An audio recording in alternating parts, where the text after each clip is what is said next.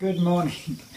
This is a foreigner living in the Philippines, and before I start our video, our meal, I'd like to thank that very kind person who donated the money to buy my mother-in-law a new tablecloth. And so we've rehearsed this a little bit, and she's skulking in the wings.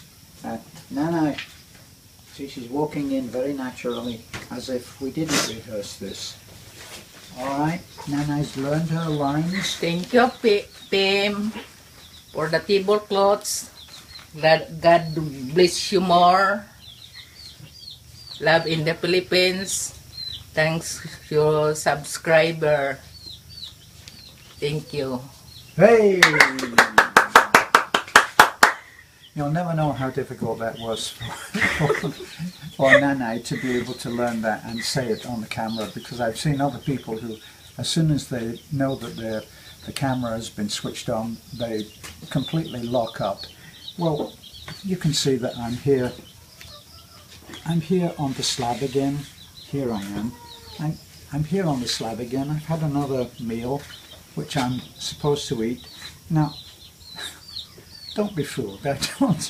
I don't sit down to a breakfast like this every day. Sometimes I have to beg for breakfast. Sometimes my Western sarcasm goes completely, well, it always goes completely wasted. You know, instead of saying, "Can I have breakfast?" a Westerner will say, "Is there any chance that we're not starving this morning? And perhaps, may I ask, could I possibly have breakfast?"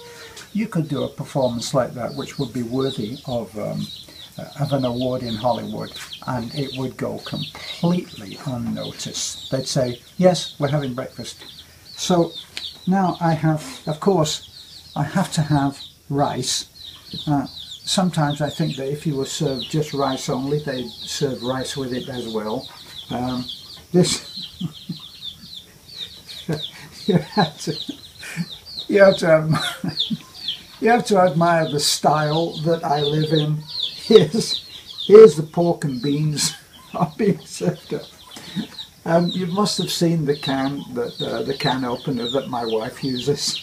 It looks like a dagger, and she, instead of using a can opener, which all of you people watching this have probably got an electric can opener, we don't have such a thing. We have a dagger, which here I am at my age, and I have to say to my wife, "Honey, could you open that can for me?" And then she goes in with the dagger. So that's it. I've got the rice. There's no point in my saying to my wife, "I can't eat all of that rice, honey," because she just dumps a load of it out anyway. And this, do I have to eat this, Mommy? This looks like seaweed again to me. What is it? It's the same as before. It's the same? Yeah, I already did that sacrifice. Yeah, but it's good for your health. Why do I have to do it again? It's good for your health. It's good for my... Why am I the only one who ever does anything that's good for his health? Everybody else eats that stinky fish and rice, and I get to be healthy. I've got great blood pressure, I've got great heart rate, I'm doing pretty good, and I'm getting all the healthy food. Sorry, that's just a little personal aside, by way of complaint. I'm supposed to actually put this in my mouth. Absolutely. Absolutely. And finish it. Funny how classy her English gets when we're talking about my health. So, doesn't anybody out there feel sorry for me? Look, honey, have I got to... Really?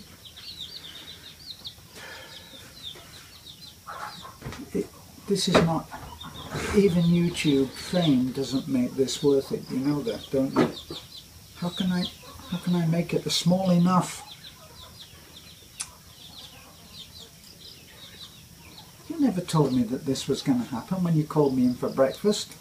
I thought it was going to be the usual of a can opened, baked beans and some rice.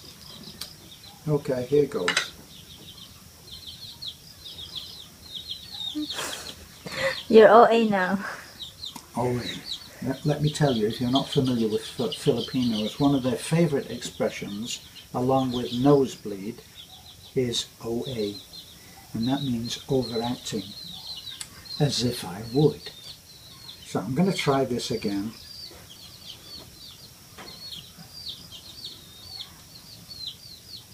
If ever you saw a hero in action, this is it.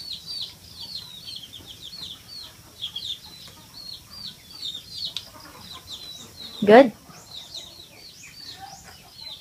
It's not bad, but I got to ask myself, do I want to be healthy that much? Do I want it that much? I don't know. Look, let me show you what else. Quickly changing the subject. I've got my can of pork and beans. How much more luxurious would you expect? I've got a glass of water, and I've got this bread, which were, oh God, they put the jam on it as well. They got jam on it.